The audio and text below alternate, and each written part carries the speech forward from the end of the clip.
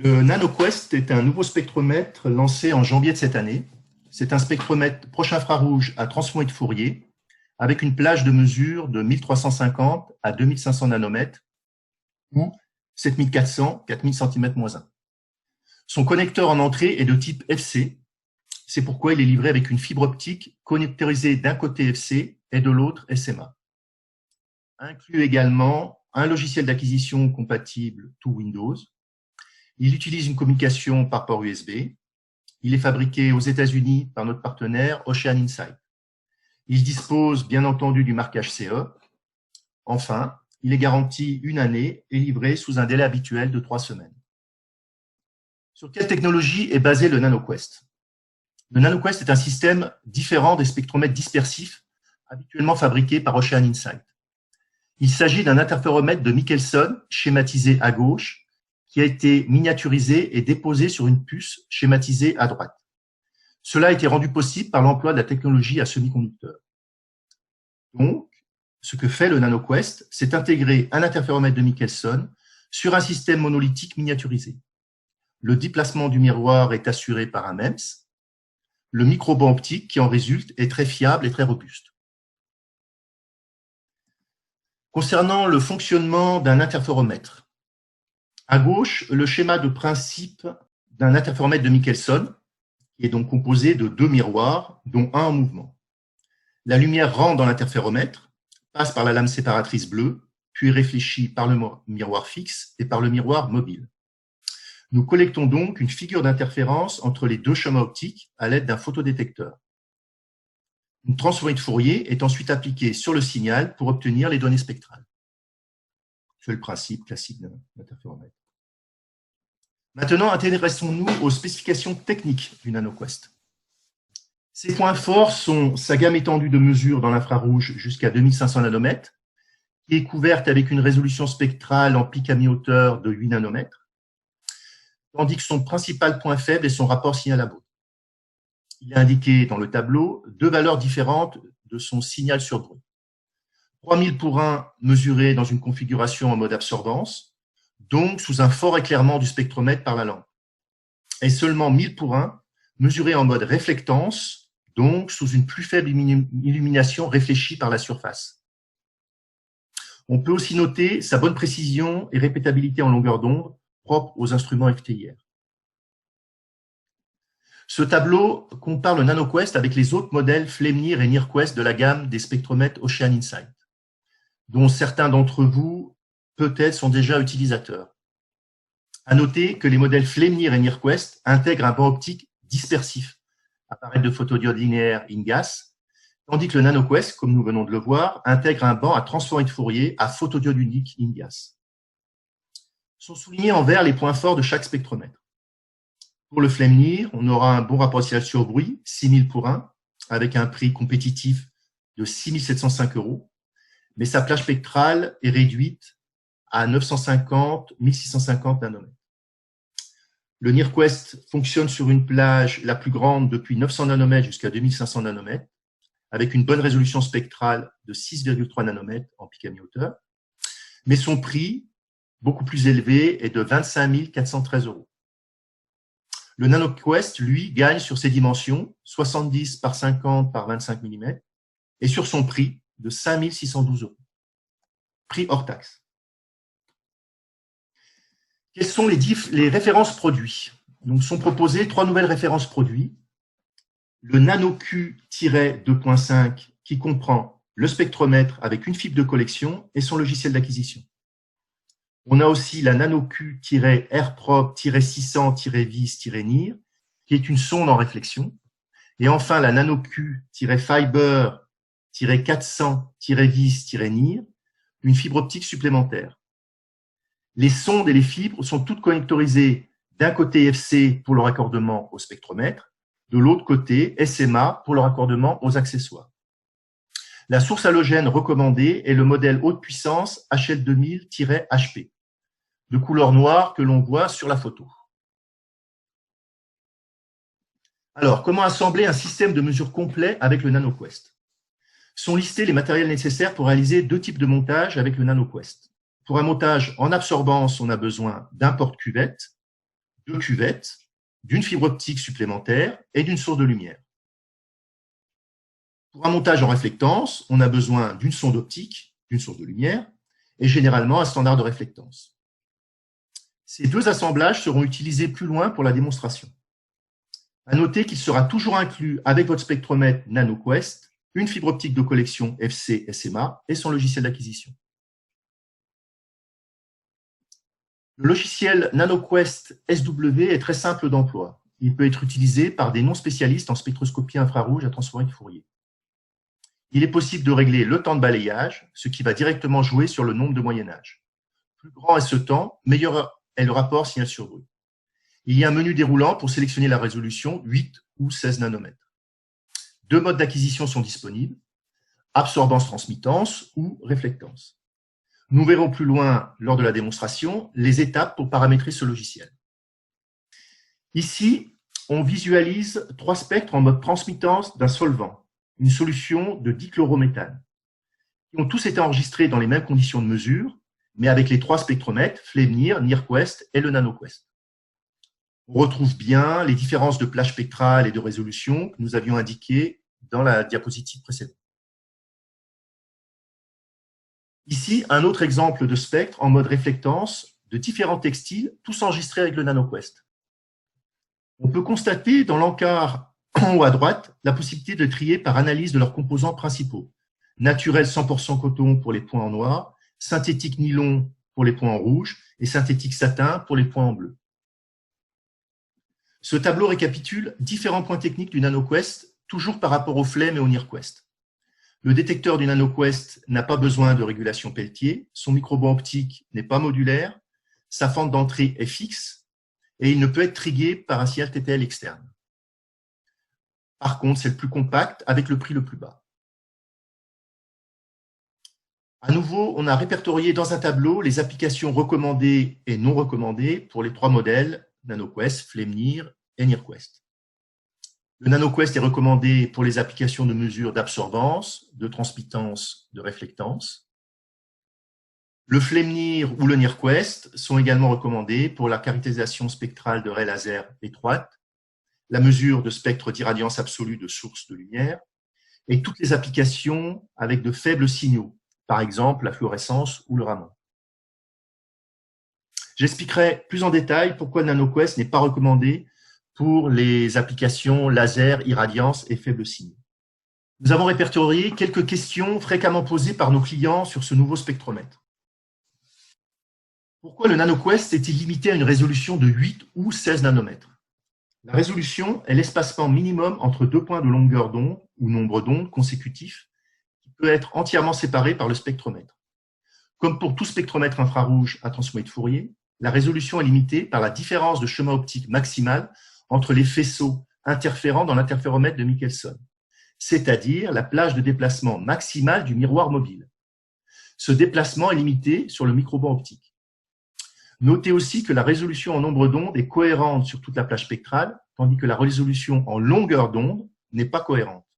Vous reportez au manuel pour plus d'explications. Pourquoi le NanoQuest n'est-il pas recommandé pour les mesures d'émission de faibles signaux? Le NanoQuest nécessite des niveaux de lumière élevés pour un bon rapport signal sur bruit. Les émissions et autres mesures de lumière potentiellement faibles ne sont pas recommandées avec le NanoQuest en raison de son mauvais rapport signal à bruit à des niveaux de lecture faibles. C'est un point que j'avais souligné dans un précédent tableau sur les spécifications du produit. Si vous vous souvenez, on passait d'un rapport signal-bruit de 3000 à 1000 pour 1, en passant d'un éclairement intense à un éclairement faible. Pourquoi le NanoQuest n'est-il pas recommandé pour la caractérisation laser? Le logiciel NanoQuest permet à l'utilisateur d'exécuter une routine d'étalonnage automatique très rapide et facile pour garantir la précision de la longueur d'onde.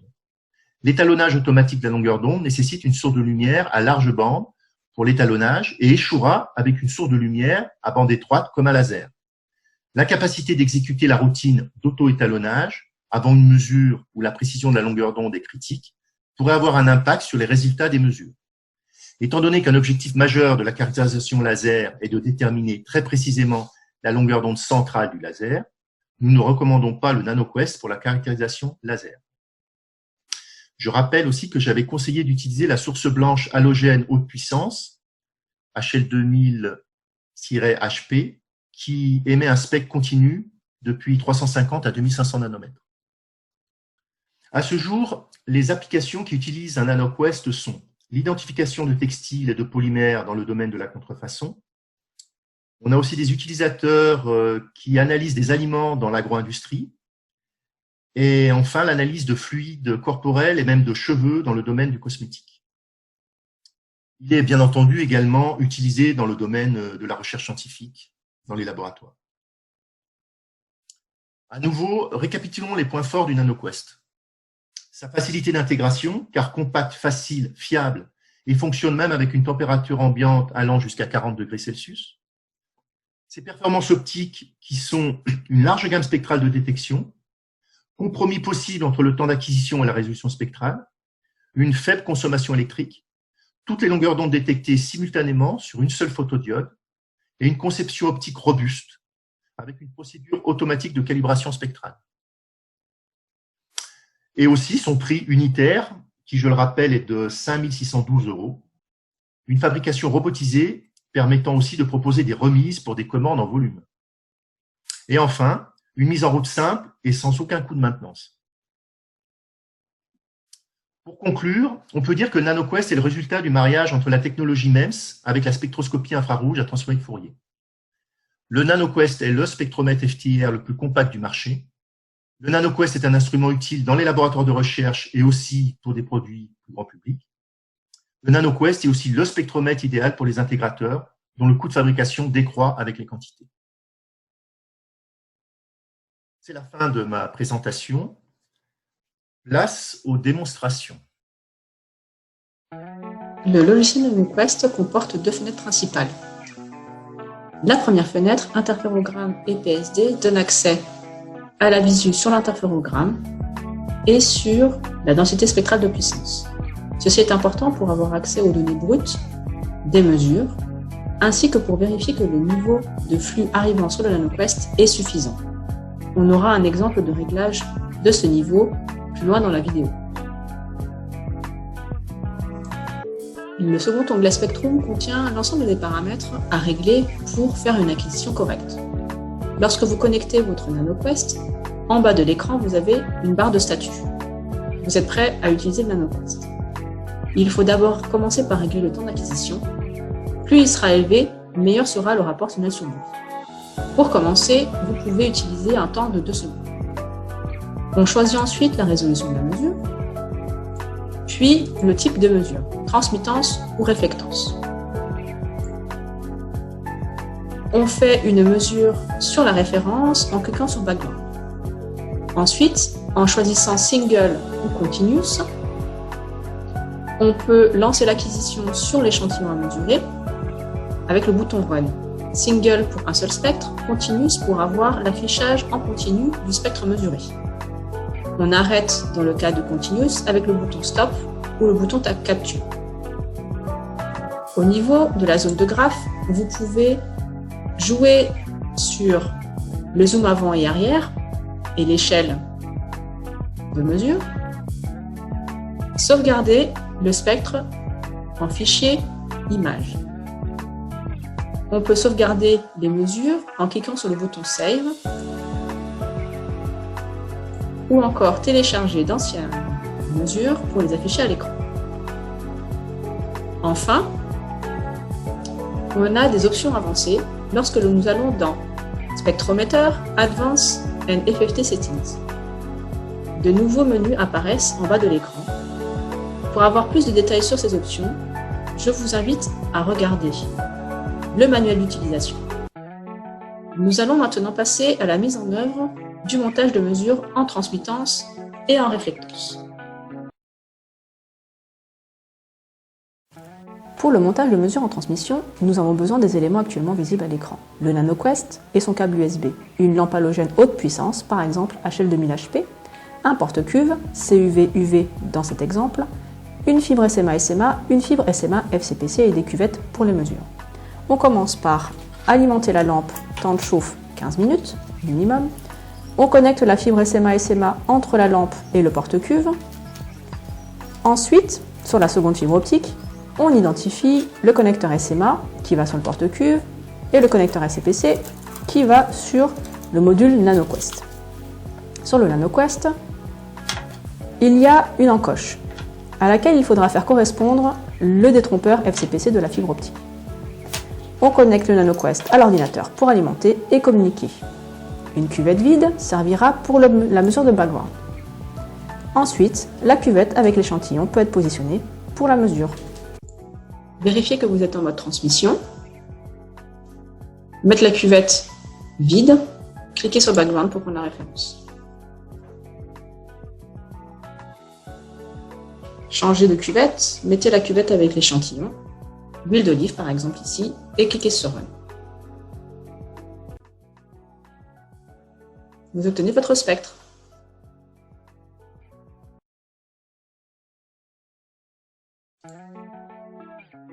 Pour la mesure de transmittance, nous avons besoin des éléments actuellement visibles à l'écran. Le NanoQuest et son câble USB, la lampe halogène haute puissance, par exemple HL2000HP, une sonde de mesure en réflectance, connecteur SMA, connecteur FCPC, un support de sonde, le blanc de référence. On commence par alimenter la lampe, temps de chauffe 15 minutes minimum. On connecte la fibre côté SMA sur la lampe. Sur le spectromètre, on identifie l'encoche FCPC et sur la fibre optique, le détrompeur qu'on va venir faire correspondre à l'encoche. On connecte par USB le NanoQuest à l'ordinateur pour l'alimenter et communiquer. Le blanc de référence, la sonde que l'on met dans le support de sonde et on va régler la hauteur de la sonde en optimisant le signal sur le logiciel. Au niveau du logiciel, on se retrouve sur la fenêtre interférogramme et PSD. On indique un temps de mesure court pour voir l'évolution du réglage, le mode réflectance, continu, et on peut lancer l'acquisition. On règle le temps, la distance de sorte à optimiser le signal que l'on obtient à l'écran. Quand cela est fait, on fixe la position de la sonde. On positionne maintenant sur la partie spectre, on règle les paramètres de mesure définitifs, on se positionne donc en réflectance, on prend la référence sur le blanc, et maintenant on peut faire la mesure sur l'échantillon. Voilà le spectre que l'on obtient.